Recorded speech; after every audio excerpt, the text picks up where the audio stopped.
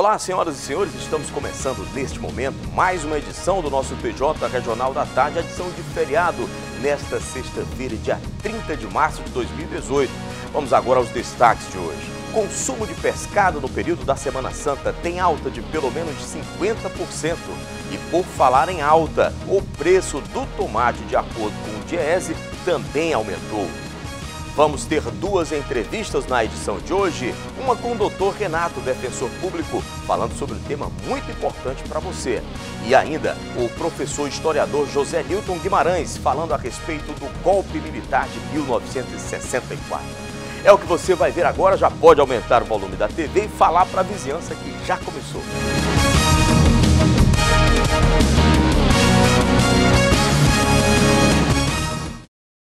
Já começando aqui, privilegiando também os nossos patrocinadores e falando para você do Carajás da Sorte. Gente, são vários automóveis, 4 prêmios principais nesta semana, muita gente boa de Tucuruí, inclusive ganhando também. E sem falar nos 20 giros da sorte, 20 chances diferentes para você ganhar R$500 e de quebra ainda ajudar também o Centro de Recuperação Emaús. Olha aí, adquira já o seu também, o seu título de capitalização, Carajás da Sorte, realizando sonhos com você.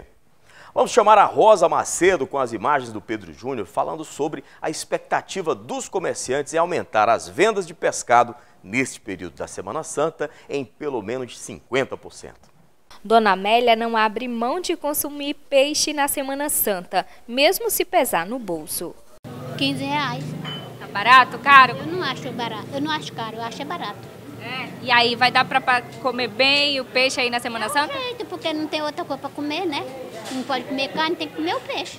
É tradição? É. No mercado municipal de Tucuruí é notória a ausência do tradicional tucunaré, espécie nativa da região que antes era facilmente encontrada nos boxes. De acordo com a comerciante Isabel Ramos, a procura pelo tucunaré é grande, principalmente no período da Semana Santa, mesmo com o preço tendo aumentado em torno de 20%. As vendas ficam prejudicadas com a escassez do peixe. A procura está bastante procurada do tucunaré, que nós não temos tucunaré. Sumiu o tucunaré daqui do Por mercado. que sumiu? Olha, tá muito caro no 11 e o que chega lá vai tudo para fora. A gente não pega para trazer para cá, que não tem condição de a gente trabalhar com ele aqui. As vendas ficam prejudicadas, de certa forma. Nada, porque não tem o peixe, né, o pescado. O que tem é jutorana, pescada, o tambaqui que está chegando para a gente aqui. É o peixe que eu acho que vai ter agora pela Semana Santa, né? Diante da escassez das espécies nativas através da pesca comercial na região do Lago de Tucuruí, peixes criados em tanques e rede são disponibilizados aqui no mercado. Esse lago ele já foi muito sucateado, né? E a grande alternativa vai ser a criação em tanque e rede, como eu venho fazendo e procurando dar exemplo aí para poder outros investidores, até chegar o dia de se implantar a cadeia produtiva do pescado, né? Que é a grande saída para Tucuruí no futuro, né? Um imenso lago desse, um potencial enorme que nós temos e não é devidamente aproveitado. Otimista, o aquicultor Gilberto Vaz diz que está disponibilizando 30 toneladas de peixes, piabanha, tambaqui e caranha para atender a demanda local e de municípios vizinhos. Com certeza, esse ano a previsão é bem maior, Rosa. Inclusive nós diversificamos mais as espécies, né? Que hoje tem a caranha também, né? Que é um peixe que é muito apreciado aqui, que é nativo. E o tambaqui, além da tradicional piabanha, né? E ano que vem, se Deus quiser, nós vamos ter bastante o piauaçu. Com relação à questão dos preços, tem aumento nesse período da Semana Santa ou não? Isso que é bom para a população, não houve aumento. Mantivemos o preço, apesar da ração ter aumentado, mas os preços seriam... A piabanha hoje vai ser vendida a R$12, o tambaqui e a caranha a R$10. Os comerciantes esperam 50% de aumento das vendas. Eu espero que aumente, né? Porque se não aumentar, a gente está meio aferrada aqui, né? Porque a esperança é aumentar agora. Esse é o nosso grande potencial que precisa ser ainda mais explorado, né? Obrigado, Rosa Macedo, pela reportagem. Alô, alô para o Pedro Júnior também. Bora falar aqui rapidinho do Eletromateus. Olha, móveis eletroeletrônicos, eletroportáteis, eletrodomésticos, seções diversas para você adquirir mesmo que você precisa. Para sala, para o quarto, para a cozinha, pagando com facilidade pelo Crédito Nosso ou pela forma que você escolher. O preço é sensacional, é lá embaixo. Falei então do Eletromateus, tudo para fazer você feliz. Falamos anteriormente sobre peixe, né? Agora vamos temperar o pescado com o tomate.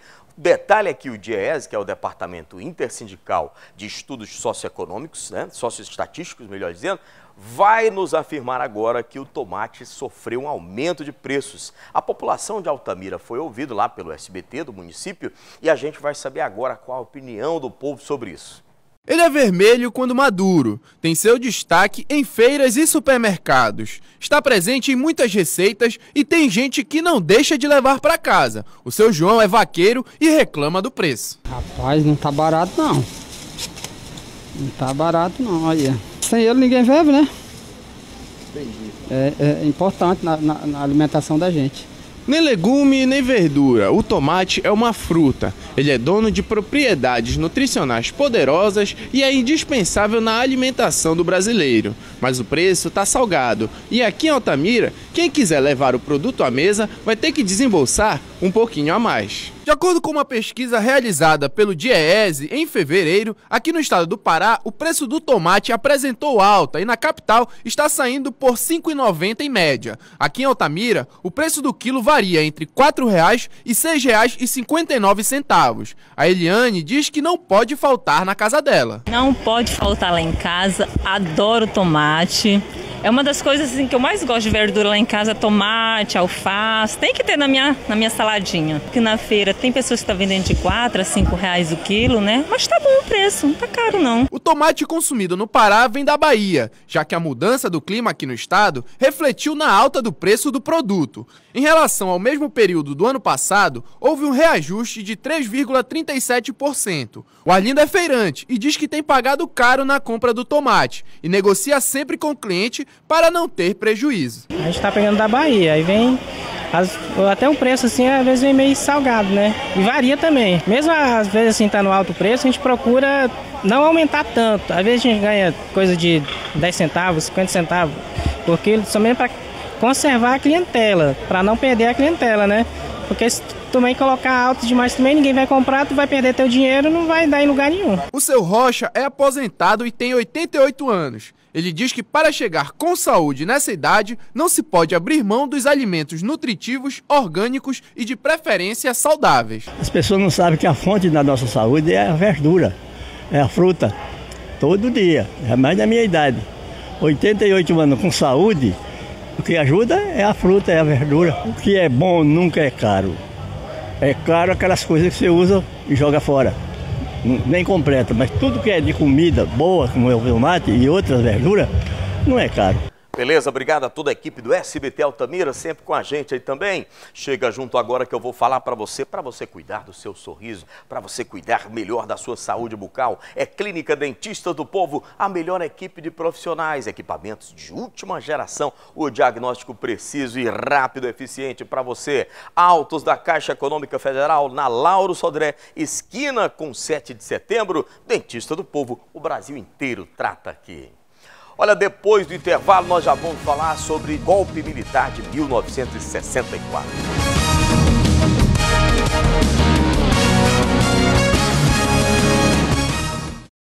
Já voltamos e agora nós vamos conversar com o professor José Nilton Guimarães, historiador. Só que antes disso, eu tenho um recado importante para você, que é do CCAA, inglês e espanhol, com a metodologia eficiente de fato, que quando você percebe, já está falando. You are speaking. Procure o CCAA em 2 unidades. Em Tucuruí fica no bairro Pimental e na Vila Permanente, no Centro Comercial. Falei então do CCAA. Quando você vê, you are speaking. Já está falando. Professor José Nilton Guimarães, seja bem-vindo. Satisfação revela, Nilvan. Recebê-lo também. Professor José Nilton, que é historiador, formado pela Federal em Minas Gerais, correto? Uberlândia. Em Uberlândia. E a gente vai falar sobre um assunto, porque hoje é dia 30, portanto, amanhã 31, e o 31 de março é uma data emblemática no que diz respeito à história do Brasil. Alguns não gostam que seja chamado dessa forma, mas houve o golpe militar de 1964. Professor, qual a finalidade, qual era a conjuntura do país naquele momento? Bom, aquele momento, nós precisamos lembrar que o mundo inteiro estava enfiado dentro de um contexto maior chamado de Guerra Fria, onde havia uma disputa ideológica muito intensa entre Estados Unidos e União Soviética. O Brasil, por estar na área de influência dos Estados Unidos, então, ele fez parte daquilo que a CIA, né, chamava de Operação Condor, que foi um desencadeado de vários golpes militares que aconteceram na América Latina, e o golpe que aconteceu aqui no Brasil, ele vai nessa linha, né? Ele não foi isolado. A gente tem, é um momento de muitas características, dentre elas a chamada, vamos dizer, perseguição ao pensamento divergente, tanto que músicos e poetas, escritores, intelectuais precisaram exilar-se do Brasil. Sim. Dentre eles tem a célebre canção, né, do próprio Geraldo Vandré, que se tornou um hino, né, com apenas 2 acordes e mobilizou Sim. o Brasil inteiro. Foi mais difícil no aspecto econômico, cultural, como é que o senhor definiria para o país? Olha, em todos os aspectos foi muito trágico, porque não pode haver ditadura, não pode haver golpe de Estado sem opressão. Então essa opressão ela se deu a nível prioritariamente econômico, posteriormente político e cultural também, né? Você falou uma coisa muito importante, Nilva, que é a questão do pensamento divergente, né? Diante desse raciocínio, eu queria fazer uma pergunta para toda a sociedade que nos assiste. Se o Exército Brasileiro, naquele momento, o Exército Brasileiro, vou até recolocar, se os militares que dirigiam o Exército Brasileiro naquele momento promoveram o golpe para salvar o Brasil do comunismo, a pergunta que eu gosto de fazer é: esse exército estava a serviço do Brasil ou do capitalismo internacional? Então, esse tipo de pergunta era feito na época e foi respondido com pau de arara, com choque elétrico, com desaparecimento, com torturas, enfim. Nós precisamos, então, lembrar um fato histórico muito importante, que ele é um dos elementos que desencadeia o golpe militar, que é o discurso que o João Goulart faz na Estação da Luz antes de ser deposto, onde ele anuncia as reformas de base.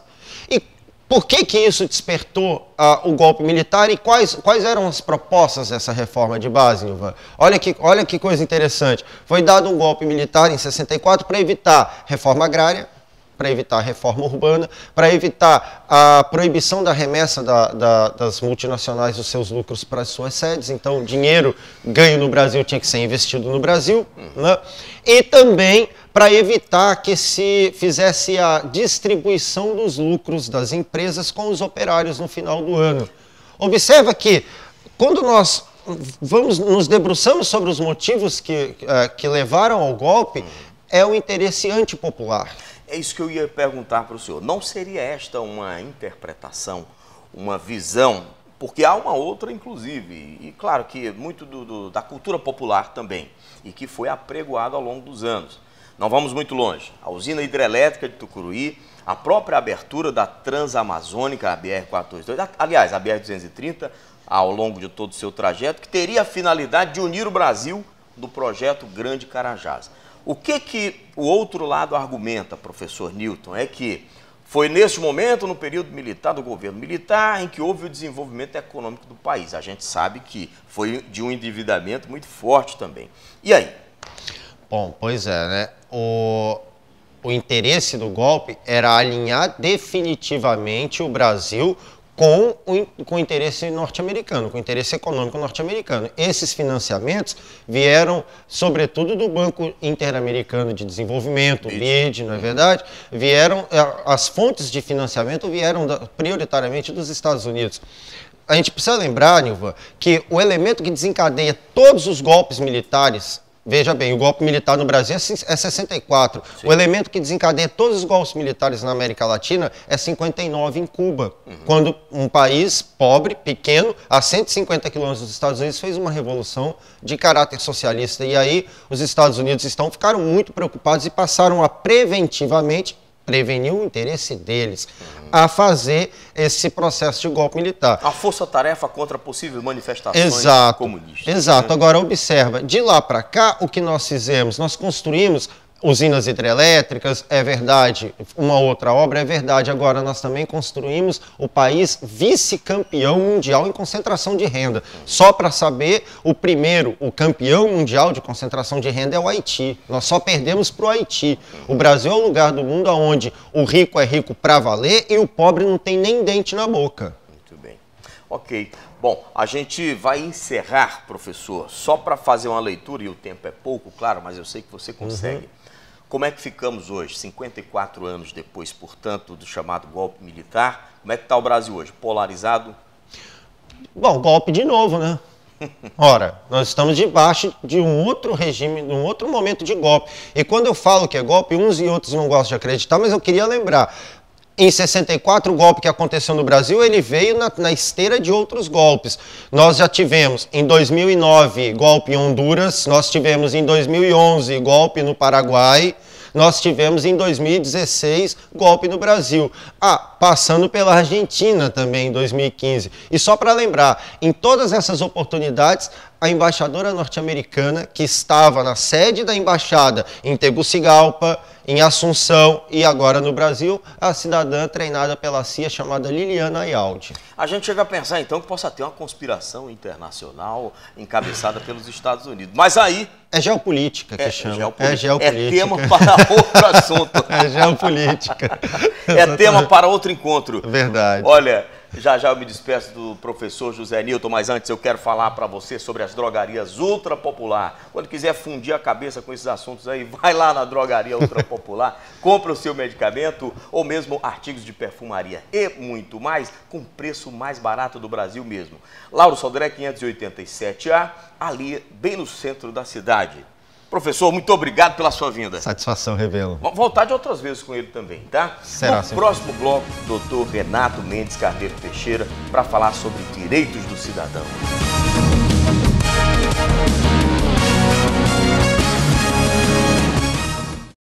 Terceiro e último bloco do nosso TJ Regional da Tarde, sexta-feira, feriado da Semana Santa. Estamos aqui com o doutor Renato Mendes Carneiro Teixeira, mais uma vez, seja bem-vindo. Muito obrigado, boa tarde a todos que nos assistem. Legal. Vamos então dar continuidade ao assunto de trânsito que a gente até começou, né? Já começando com uma pergunta de uma telespectadora de Breu Branco, a dona Maria Rosalia, ela diz o seguinte: meu cunhado sofreu há um ano atrás um acidente de moto aqui no Breu. O motorista não prestou socorro e nem foi identificado. Ele hoje está bem, mas teve muitas despesas.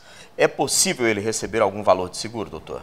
Sim, é possível graças ao DPVAT, que é um seguro que busca cobrir danos materiais praticados por veículos automotores e vias terrestres. Certo. Ou seja, vai cobrir aquela despesa de morte e também despesas relacionadas à indenização por invalidez permanente e também despesas médicas e hospitalares, né? E o interessante desse seguro é que a pessoa não precisa estar em dia com IPVA, com licenciamento, não precisa nem ser identificada. Basta que realmente tenha acontecido um acidente ali em uma via terrestre por um veículo automotor. Aí já traz o direito àquele valor da indenização. E aí tem uma pergunta subsequente que diz assim: qual é o prazo para solicitar essa indenização, doutor? Bem, existem alguns direitos que devem ser exercidos dentro de um determinado prazo, que a lei vem a fixar. Certo. Nesse caso, o Código Civil estabelece um prazo de 3 anos para a pessoa pleitear o valor do seguro, até 3 anos. Se vier depois, aí a seguradora já não paga porque alega que está prescrito aquele crédito. Então é importante o nosso ouvinte ter esse conhecimento de que existe esse prazo máximo de 3 anos a contar da data do acidente. É provável que tenha pessoas assistindo agora a gente, doutor Renato, e que tenham sofrido um acidente e sequer saibam. Primeiro porque não notificaram ninguém e sequer saibam desse direito. O que ela deve fazer? Procurar quem? Bem, aí é importante a pessoa procurar diretamente no site da Superintendência dos Seguros Privados do Brasil, que é o www.sucep.gov.br, está aí na tela, e buscar informações a respeito de um local em que haja um posto de atendimento. Agências bancárias normalmente fazem isso. Aí a pessoa já vai lá, vai saber os documentos necessários para dar entrada no seguro, fazer o requerimento para que venha a receber. Muito bem. Temos mais perguntas referentes a este tema. Quem é que pode requerer essa indenização do DPVAT, doutor? Bem, quem pode requerer a própria vítima, né, quando se tratar de questão relacionada à indenização de valores de gastos em médicos, em exames e tudo mais, e também quando houver uma invalidez permanente. Aí a própria vítima pode ir lá, seja o motorista, seja o passageiro, seja o pedestre, né, que foi atropelado. Exatamente, ele faz esse pedido. Aí no caso, se foi fruto desse acidente, houve uma morte, aí já vão ser os seus sucessores, que vão poder justamente pleitear esse valor da indenização. E os beneficiários, ou seja, quem vai poder receber, além da própria vítima? Acho que o senhor acabou respondendo também, né? Porque aí é importante a gente fazer uma divisão. Se houve morte, aí vão ser aqueles que estão previstos na ordem de sucessão hereditária. Ou seja, se tem cônjuge, vai para o cônjuge. Se tem cônjuge e filhos, vai para o cônjuge e para o filho. Por quê? Porque esses são os herdeiros necessários. Aí, se não houver cônjuge, companheiro, não tiver filho, aí já vai para o grau ascendente. Ou seja, quem vai receber são os pais, os avós. Se não existirem, aí já vai para o colateral, vai para o irmão da vítima. Né? Agora, se realmente foi algo que não envolva a morte, aí quem vai receber é justamente a vítima, né? Como foi dito anteriormente. É importante mencionar também que, se for menor, aí quem vai receber são os seus representantes legais, os pais, quem detém a guarda, quem é o tutor. E se tiver ali entre 16 e 18 anos, aí o próprio adolescente recebe desde que é assistido pelos seus pais. Existe esse regramento que deve ser observado. Da legislação, né? Para a gente encerrar, quais os procedimentos para o recebimento da indenização do DPVAT? O senhor acabou falando do site, né? Do posto de atendimento. O que a pessoa deve fazer, aquele nosso telespectador que está acompanhando a gente? Isso, é importante, ocorrendo o acidente, a pessoa ter aquelas cautelas de fazer o boletim de ocorrência, buscar justamente materializar, demonstrar que o fato ocorreu. E tem muita gente que já procura direto um intermediário. Isso não é bom por quê? Porque o intermediário, claro que vai querer os seus honorários. Obviamente. Aí, às vezes, a pessoa acaba, já não é muita coisa o valor pago, acaba tendo que desembolsar aí 30% e era algo desnecessário. Né? Como foi dito, basta a pessoa procurar no site, né, que está aqui na tela, onde é que tem um posto de atendimento, e lá vão ser passadas todas as informações. Só se realmente se houver uma recusa em pagar o seguro, ou então se a lesão não for reconhecida pela seguradora, né, não for aquela real, por exemplo, não, houve só uma invalidez referente a uma parte do corpo, mas na verdade é muito mais extensa. Aí nesses casos de recusa, seja integral, seja ao pagamento parcial, e tem que realmente constituir um advogado ou procurar a Defensoria Pública, para que venha a ser dada entrada em um processo judicial e ali, se for reconhecido o direito, certamente a pessoa recebe. Né? Mas não há necessidade, portanto, da pessoa já de imediato buscar um intermediário. O ideal é que ela realmente procure se informar no site e, através disso, receba ali a integralidade do valor. Tá aí, são dicas muito importantes. Agora, o ideal é que a pessoa esteja sempre precavida para evitar acidentes, embora no caso de pedestres e ciclistas mais frágeis no trânsito, possam estar mais suscetíveis a acidentes. Enfim, doutor Renato, muito obrigado mais uma vez pela sua vinda aqui com a gente, viu? Muito obrigado, um abraço a todos. Lembrando, se você também tiver uma pergunta para o doutor, manda aqui para a gente hoje, que na próxima sexta, que ele participa todas as sextas, ele responderá. Nosso WhatsApp, você já sabe, vê aqui na tela, 981050348. Uma feliz Páscoa para você, para sua família, que Deus abençoe. Até a segunda, se Ele mesmo quiser.